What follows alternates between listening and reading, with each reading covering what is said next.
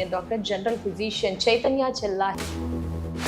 After 30 కానీ 35 కానీ ఏ రైస్ ఎక్కువగా ప్రిఫర్ చేయాలి? మిల్లెట్స్ తినాలా, బ్రౌన్ రైస్ తినాలా? రైస్ అనేది మెయిన్ ప్రాబ్లం ఏంటి? కార్బోహైడ్రేట్ మనం ఎక్కువ తింటే బాడీలో షుగర్ లెవెల్ పెరుగు. డయాబెటీస్ లేని వాళ్ళు ఈ రైసా, ఆ రైసా, మిల్లెట్టా, వైట్ రైసా, బ్రౌన్ రైసా అనేది ప్రాబ్లం కాదు. ఎవరికి మోస్ట్ ఇంపార్టెంట్ అంటే డయాబెటిక్ విషయంలో రివర్స్ చేయొచ్చా, రెమిషన్ అయినా? డయాబెటీస్ అంటే ఏంటమ్మా? నార్మల్ షుగర్ పెరిగిపోవడం. నార్మల్ దేని లోపల 100 లోపల ఉంటే నార్మల్. షుగర్ ఎవరికి ఉంది? 126 పైన. సో 100 to 126 ఎవరు?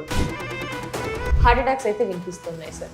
ఏంటి సార్, ఏమైనా బాడీ ముందుగానే ఇండికేట్ చేస్తుందా? ఏమైనా సంకేతాలు మీకు ఇలా రాబోతుంది హార్ట్ అటాక్, హార్ట్ స్ట్రగుల్లో ఉంది అని ఏమైనా చెప్తుందా సార్? హార్ట్ అటాక్ అనేది ఏంటి? బ్లడ్ ఇటు నుంచి అటు వెళ్ళట్లేదు అంటే బ్లాక్. మీరు పుట్టినప్పుడైతే బ్లాక్ లేదు, మీరు 5 years అప్పుడు బ్లాక్ లేదు. కానీ నేను నిన్నటి వరకు బాగున్నా సడన్గా హార్ట్ అటాక్, అట్లా సడన్గా ఏది రాదమ్మా life. Liver sir, detox drinks కి రకరకాల ఇంగ్రీడియంట్స్, ఇంట్లో హెల్దీ ఇంగ్రీడియంట్స్ వాటేసి డీటాక్స్ డ్రింక్ హెల్దీగా ఉంటుంది లివర్ అని ప్రయత్నం అయితే చేస్తుంది సార్. రిజల్ట్ ఉంటుందా sir? Alcohol is a toxin. Extra sugar is problem for the liver because extra మనం కార్బోహైడ్రేట్ అన్నీ తీసుకుంటే. నిద్ర ప్రాపర్ గా ఉంటేనే పర్సన్ హెల్దీగా ఉంటాడు. చాలా మంది నిద్ర రాక మెడికేషన్స్ కి వెళ్తూ ఉన్నారు సార్. మరి ఇంకా ఆల్టర్నేట్ ఏమైనా ఉందా సార్? బాడీ ఎప్పుడు నిద్రపోవాలి? సూర్యుడు కిందకి వెళ్ళిపోయినప్పుడు. ఎప్పుడు లెగవాలి? సన్ రైజ్ అయినప్పుడు. సన్ పోయినప్పుడు మీకు మెలటోనిన్ రిలీజ్ అవుతుంది. మీరు రాత్రి 8 hours పడుకుంటాం బెస్ట్. కానీ రాత్రి పనిచేసే వాళ్ళు ఉన్నారు, వాళ్ళకి ఎట్లా?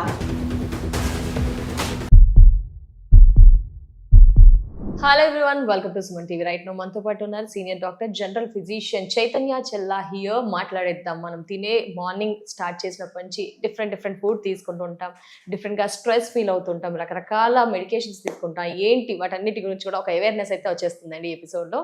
హలో సార్, నమస్తే sir. Thank you so much sir, valuable టైంని మా వ్యూయర్స్తో స్పెండ్ చేస్తున్నందుకు. సార్, ఏంటి అంటే ఫుడ్ తినే విషయంలో డైట్ అయితే ఫాలో అవుతున్నాం సార్. ఇక్కడ డిఫరెంట్గా ఇన్ఫర్మేషన్ ని గ్యాదర్ చేస్తున్నారు ప్రజలంతా కూడా. దాంట్లో కొంచెం కన్ఫ్యూజన్స్ అయితే ఉన్నాయి సార్. మిల్లెట్స్ తినాలా, బ్రౌన్ రైస్ తినాలా, లేదా బాస్మతి రైస్ ఇది కూడా మంచిది అని చెప్తూ ఉంటారు సార్ సమ్ టైమ్స్. ఇది ప్రిఫర్ చేయాలా అంటే ఆఫ్టర్ 30 కానీ 35 కానీ ఏ రైస్ ఎక్కువగా ప్రిఫర్ చేయాలి? బిఫోర్ కూడా ఇదే కంటిన్యూ చేయాలా? ఏంటి అంటారు సార్ అబౌట్ రైస్? ఇప్పుడు రైస్ అనేది మెయిన్ ప్రాబ్లం ఏంటి? రైస్ కి కార్బోహైడ్రేట్ మనం ఎక్కువ తింటే బాడీలో షుగర్ లెవెల్ పెరుగుతుంది. That is the idea. So ఇప్పుడు డయాబెటీస్ లేని వాళ్ళు, షుగర్స్ బాగా కంట్రోల్లో ఉన్న వాళ్ళు, అంటే డయాబెటీస్ లేని వాళ్ళకి ఈ రైస్ అనేది ఈ రైసా, ఆ రైసా, మిల్లెట్టా, వైట్ రైసా, బ్రౌన్ రైసా అనేది ప్రాబ్లం కాదు. ఇది ఎవరికి మోస్ట్ ఇంపార్టెంట్ అంటే డయాబెటీస్ ఉన్న వాళ్ళకి. డయాబెటీస్ అంటే ఏంటి? షుగర్ లెవెల్ నార్మల్ కన్నా ఎక్కువ ఉండడం. సో ట్రీట్మెంట్ ఏంటి? ఆ ఎక్కువ ఉన్న షుగర్ లెవెల్ని నార్మల్కి తగ్గించుకోవడం. అది 3 రకాలుగా తగ్గించుకోవచ్చు. 1, మనం తినేది చూడడం. 2వది తినింది ఎక్సర్సైజ్ ద్వారా ఎనర్జీని యూటిలైజ్ చేసుకోవడం. 3వది మందులు. మందు అనేది అందరికీ తీసుకోవాలని ఉండదు. అండ్ చాలా వరకు ఈ ఫస్ట్ అండ్ సెకండ్ ఫాలో అవుతే ఆ షుగర్ ఆటోమేటిక్గా కంట్రోల్ అవుతుంది. మీరు తినేది జాగ్రత్త పడి షుగర్ అన్నెసెసరీగా తీసుకోకూడదు. దట్ అంది డిఫరెంట్ టైప్స్ ఆఫ్ రైస్లో డిఫరెంట్ లెవెల్స్ ఆఫ్ షుగర్ ఉంటుంది కాబట్టి అది 1. అది that will answer your question. 2, what ever మనం తిన్నాం ఎక్సర్సైజ్ చేస్తూ దాన్ని తగ్గించుకోవాలి. 3, ఈ రెండిటితో అవ్వట్లేదంటే 3rd మందులు. So first 2 are lifestyle issues. ఇప్పుడు ఈ రైసా, ఆ రైసా, మిల్లెట్టా, బ్రౌన్ రైసా, వైట్ రైసా అనేది క్వశ్చన్. జనరల్ చాలా మంది నన్ను కూడా ఓపీలో హాస్పిటల్ అడుగుతారు. ఈచ్ రైస్ కమ్మా గ్లైసెమిక్ ఇండెక్స్ అనేది ఒకటి ఉంటది. ప్రతి ఫ్రూట్ కి ఉంటది, మనం తాగే ప్రతి సబ్స్టెన్స్ కు ఉంటది.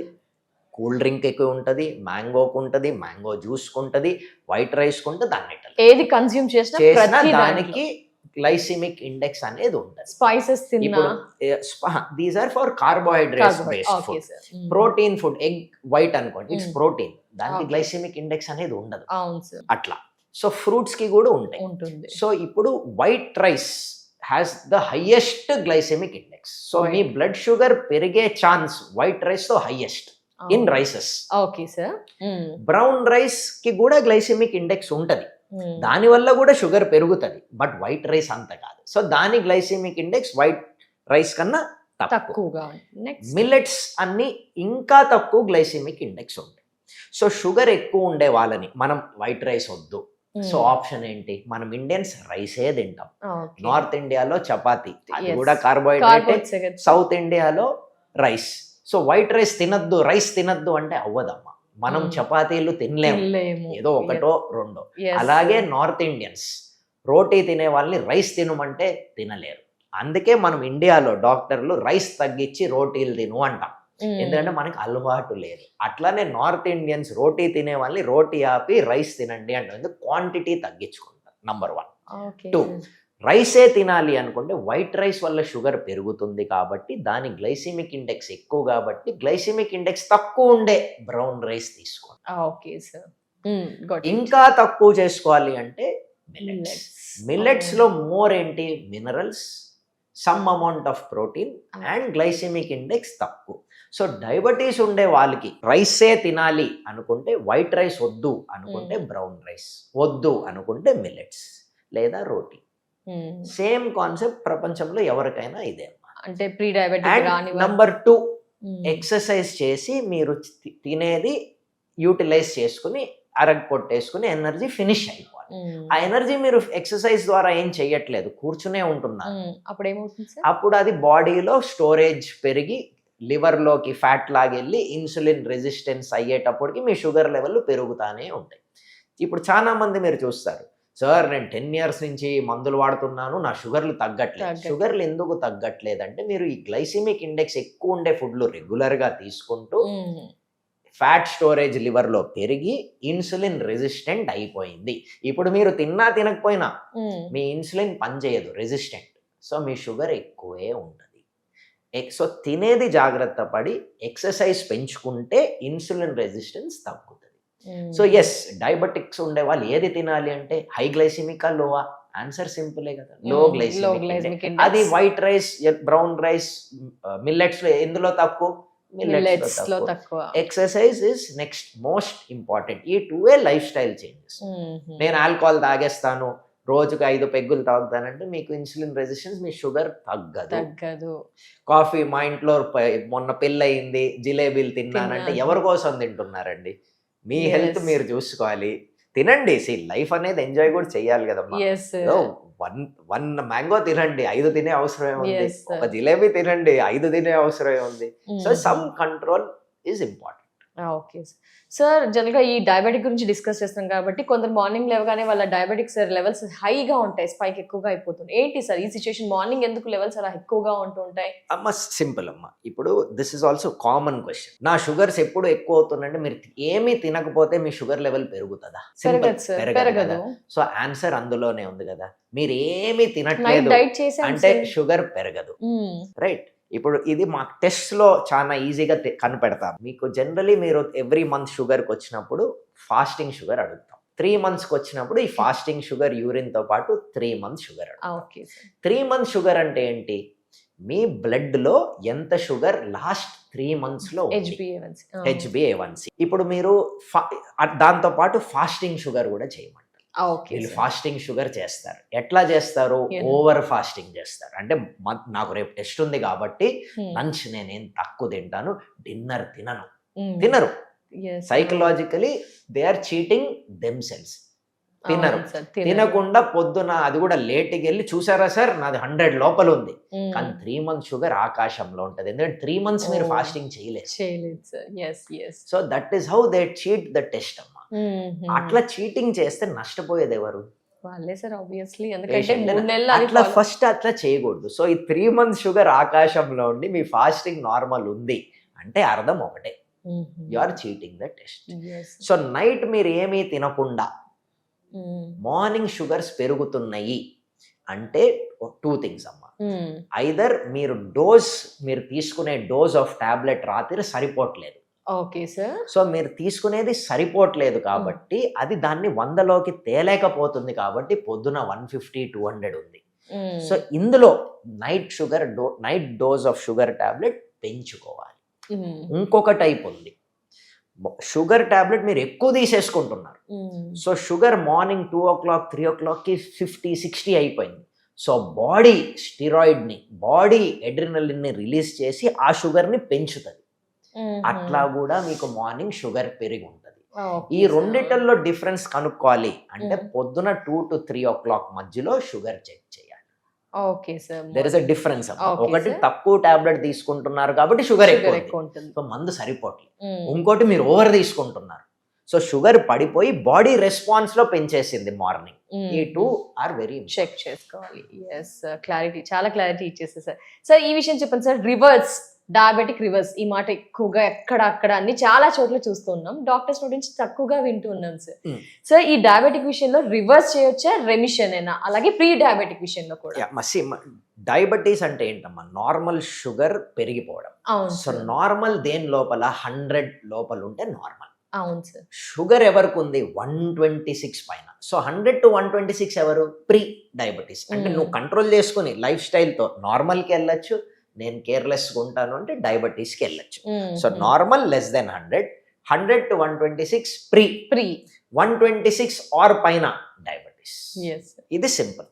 సో మీరు టెస్ట్ చేసుకున్నప్పుడు నార్మల్లో ఉంటే యూఆర్ హ్యాపీ, డయాబెటీస్లో ఉంటే నాట్ గుడ్. మందులు, lifestyle, food habits, exercise.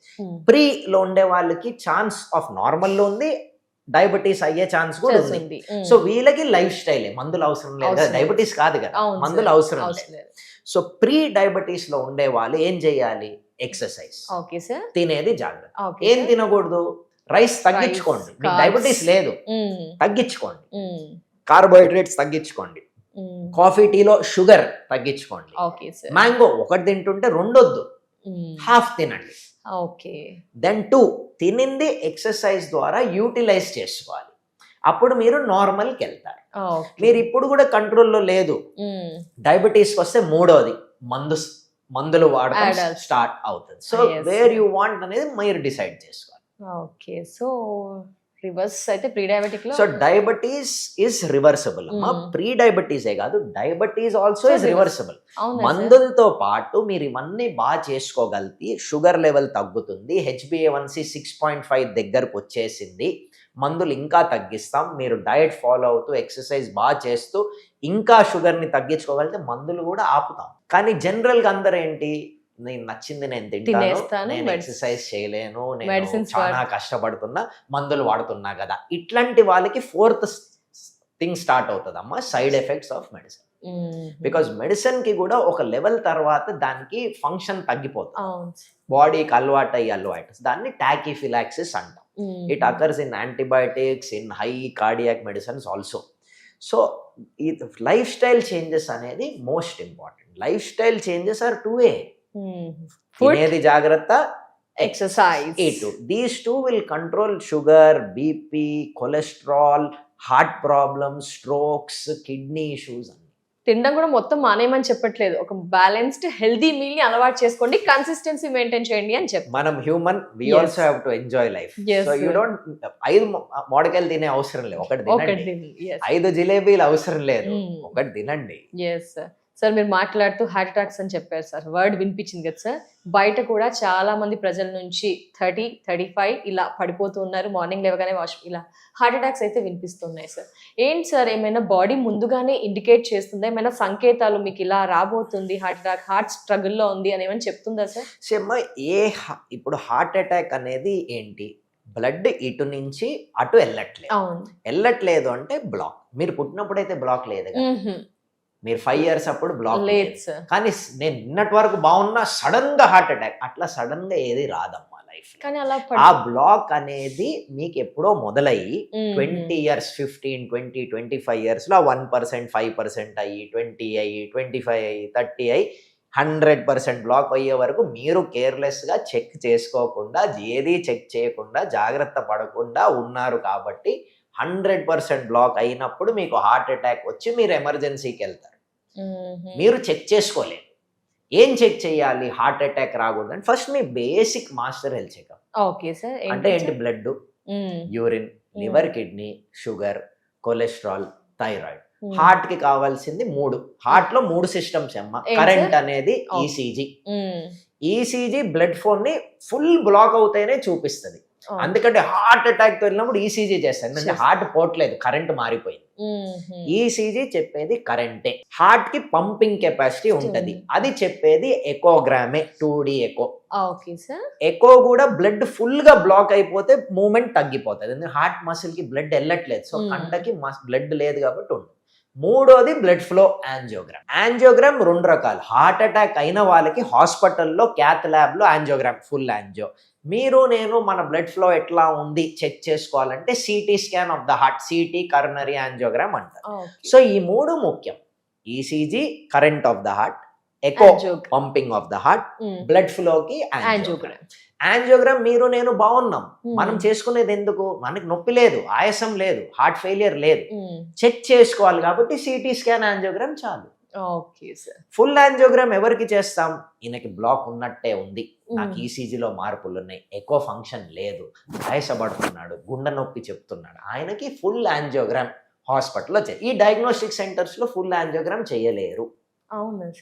Angiogram is only CT angiogram in hospitals లో full cath lab angiogram. So ఇవన్నీ రెగ్యులర్ గా చేసుకోవాలమ్మా. ఈసీజీ ఎకో ప్రతి ఇయర్ చేయాలి. నా ఏజ్ 44, నాకు 2 సార్లు యాంజియోగ్రామ్ అయ్యింది. హార్ట్ ప్రాబ్లం వల్ల, హార్ట్ అటాక్ వల్ల కాదు, నా బ్లడ్ ఫ్లో ఎట్లా ఉందో నాకు తెలుసుకోవాలని నేను చేస్తాను. Angiogram is required only once in 5 years. We don't do below that. ఎందుకంటే ఏ బ్లాక్ నిన్న బాగుండి ఈ రోజు 100% జనాలు చెప్పినట్టు రాదు, ముందుగానే అది 20 years టైం తోటి. ఈ 20 years లో దేని వల్ల? ఫస్ట్ ఏజ్ ని నేను మార్చలేను, మీరు మార్చలేరు, కానీ మనం కంట్రోల్ చేసుకోగలిగింది మనం తినేది, కంట్రోల్ చేసుకునేది మన ఎక్సర్సైజ్, మన షుగర్, మన బీపీ, మన కొలెస్ట్రాల్. ఇవి ఫుడ్ అండ్ ఎక్సర్సైజ్. నెక్స్ట్ ఏంటి? మన స్లీప్, స్ట్రెస్. స్లీప్ అనేది చాలా ఇంపార్టెంట్ అమ్మా. 7 to 8 hours of sleep is important, because your body regeneration నిద్రలోనే అవుతుంది, మీ మెమరీ కన్సాలిడేషన్ నిద్రలోనే అవుతుంది, మీ స్ట్రెస్ తగ్గేది నిద్రలోనే. Sleep, diet, exercise, heart problems ఉన్నాయా లేదా ఇవన్నీ చెక్ చేసుకోవాల్సింది మనం బతికేది మన కోసం, పక్కన వాళ్ళ కోసం కాదు. ఏం టెస్ట్లు చేయించుకోవాలో చెప్పారు కదా సార్, చాలా క్లారిటీ ఇచ్చారు సార్. బట్ బ్లాక్స్ ఎందుకు వస్తాయి సార్? ఇప్పుడు బ్లాక్ అనేది కొంతమందికి జెనెటిక్ బ్లాక్స్ వస్తాయి అమ్మా. పేరెంట్స్ కి హార్ట్ ప్రాబ్లమ్స్ ఉన్నాయి కాబట్టి మీకు అది మనం కంట్రోల్ చేయలేం. డయాబెటీస్ వల్ల కూడా బ్లాక్స్ వస్తాయి, హైపర్ టెన్షన్ వల్ల కూడా బ్లడ్ ఫ్లోలో అథెరోస్క్లెరోటిక్ ప్లాక్స్ వస్తాయి. ఈ ప్లాక్ చిన్నగా 1% నుంచి మొదలై 100 వరకు వస్తుంది. మనము మన లైఫ్ లో రెగ్యులర్ గా చెకప్స్ చేసుకుంటూ ఇవన్నీ చేసుకుంటే ఉందా లేదా, లేదు హ్యాపీ, ఉంది దానికి ఏం చేయాలి? సో కొలెస్ట్రాల్ ప్లాక్స్ కూడా ఎక్కువ. సో షుగర్, బీపీ, కొలెస్ట్రాల్ ఇవి మన చేతిలో కంట్రోల్ చేసుకోవచ్చు. మనం కంట్రోల్ చేయనేది మన ఏజ్, మన జెనెటిక్ ఫ్యాక్టర్స్, అది మన చేతిలో లేవు. సో జెనెటిక్ ప్రాబ్లమ్స్ ఉండే వాళ్ళకి హార్ట్ అటాక్స్ ఎర్లీ ఏజ్ లో రావచ్చు. ఇప్పుడు చాలా మందికి ఇప్పుడు కొన్ని రోజులు నిద్రపోతారు, కొంతమంది పోరు, 3 hours, వాళ్ళకి heart attack risk factors are very very high. అవునా సార్? ప్రాపర్ స్లీప్ లేకపోవడం ఇస్, అండ్ ఎక్సర్సైజ్ లేకపోవడం కూడా. Sitting today is the new smoking. అవునా సార్? మీరు కూర్చొని నడవనోళ్ళు, ఎక్సర్సైజ్ చేయనోళ్ళు effects are as bad as smoke. And exercise అంటే ఏంటమ్మా? 10,000 steps per day. అంటే మనము యావరేజ్ హైట్ 5 feet 6 కాబట్టి 1 kilometer 1200 steps అమ్మా. 8 kilometers మీరు పొద్దున్న నుంచి రాత్రి వరకు స్టెప్స్ నడవరా? తిన్న తర్వాత నడవండి 5 minutes, మధ్యలో ఎవ్రీ హాఫ్ అన్ అవర్ లేకపోండి 5 minutes నడవండి, అక్కడే అయిపోతాం. మనము సింపుల్ థింగ్స్ ని అబ్బా అంతా అని చెయ్యము. అది హ్యాబిట్ అవ్వాలి, హ్యాబిట్ మనం అవ్వనివ్వము, అది మనతో.